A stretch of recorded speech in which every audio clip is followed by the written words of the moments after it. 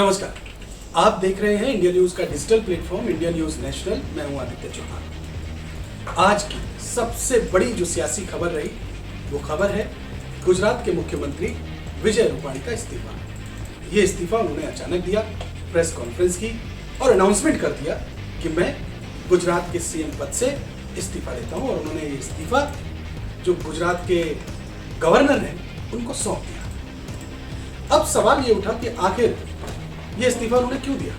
इसके बहुत सारे रीजन भी सामने आए, लेकिन मैं आपको बताने जा रहा हूं इस इस्तीफे के पीछे की इनसाइड स्टोरी। वो पूरी इनसाइड स्टोरी क्या है, कब ये पटकथा लिखी गई, इसके पीछे कारण क्या रहे और ये इस्तीफे की कवायद आखिर चल कब से रही थी, कारण क्या थे इसके पीछे। असल में इस इस्तीफे के पीछे की इनसाइड स्टोरी अब से 8 महीने पहले लिखी गई।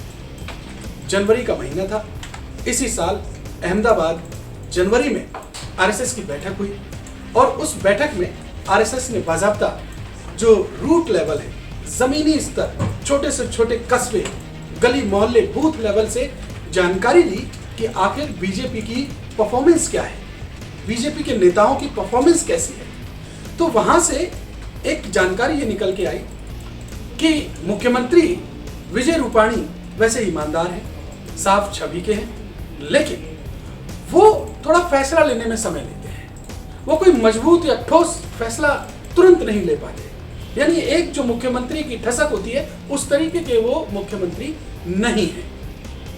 इसके बाद हुआ ये कि कोरोना बढ़ता चला गया और आपको ध्यान होगा जब कोरोना की दूसरी वेव आई अप्रैल, मई और जून के महीने में हिंदुस्तान के अलग अलग राज्यों में तमाम सारे लोगों को अपनी जान से हाथ धोना पड़ा और हर मुख्यमंत्री इसके चपेटे में आया, इसके लपेटे में आया, उन पर सवाल उठे, व्यवस्था प्रॉपर थी नहीं।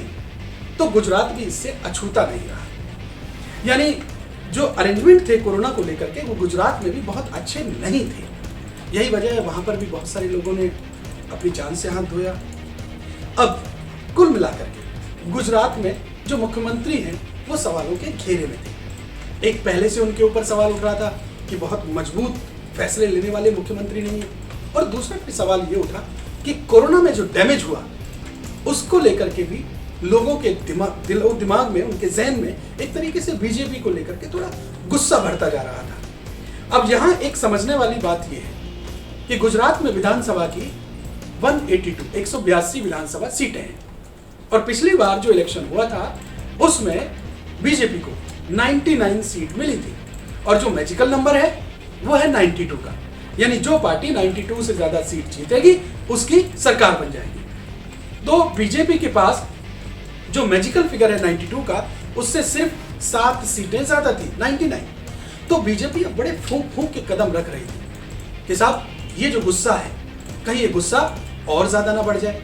अगले साल दिसंबर में गुजरात में विधानसभा के चुनाव होने हैं, तो ये जो छवि खराब हुई है, ये जो डैमेज हुआ है, साख पर बट्टा लगा है, इसको बीजेपी साफ करना चाहती थी, पहली बात। दूसरी बात, बीजेपी एक मैसेज भी ये देना चाहती है थ्रू आउट नेशन कि सेंट्रल लीडरशिप जो है बीजेपी की वो किसी भी चीज को बर्दाश्त नहीं करती।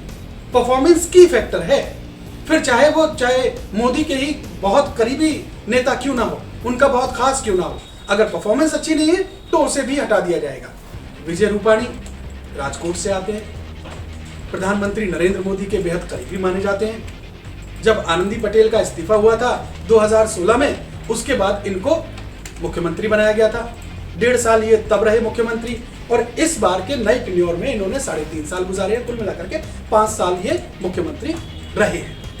अभी अगस्त के महीने में 28 और 29 अगस्त को फिर से आरएसएस की एक बैठक हुई और उस बैठक में सूत्रों से जो जानकारी मिली है उसके मुताबिक संघ प्रमुख मोहन भागवत ने बाज़ाब्ता विजय रूपाणी को इस बारे में कहा कि आपकी वजह से आपके नाम पर बीजेपी की साख पर सवाल उठ रहे हैं, लिहाजा आपको इस्तीफा देना होगा और नए तरीके से हमको बीजेपी की जीत के लिए विधानसभा में जो बीजेपी उतरेगी उसके लिए एक नया समीकरण बिठाना होगा। तो ये पूरी जानकारी विजय रूपाणी को अगस्त के महीने में ही दे दी गई थी और उसके बाद अब उन्होंने ये इस्तीफा आज अनाउंस कर दिया। सितंबर के महीने में 15 और 16 तारीख को आरएसएस की फिर से एक बैठक हो सकती है और उस बैठक में बाकायदा ये प्लान किया जाएगा, पूरी रूपरेखा तैयार की जाएगी कि अगले साल जो दिसंबर में विधानसभा के इलेक्शन होने हैं उसमें किस तरीके से बीजेपी और आरएसएस की पूरी तैयारी रहेगी। लेकिन इस बैठक में आरएसएस चाहती थी कि एक नए मुख्यमंत्री के चेहरे के साथ वो आए, पब्लिक अनाउंसमेंट हो जाए और पूरी रणनीति एक नए मुख्यमंत्री के साथ तैयार की जाए। तो कुल मिलाकर के जो पटकथा थी वो ये थी और जिसकी जो शुरुआत है वो इसी साल जनवरी के महीने से हो गई थी। बहरहाल इस मुद्दे को लेकर के आप क्या सोचते हैं, इसे लेकर के आप कमेंट जरूर कीजिए और इस जानकारी को ज्यादा से ज्यादा शेयर कीजिए। बहुत शुक्रिया।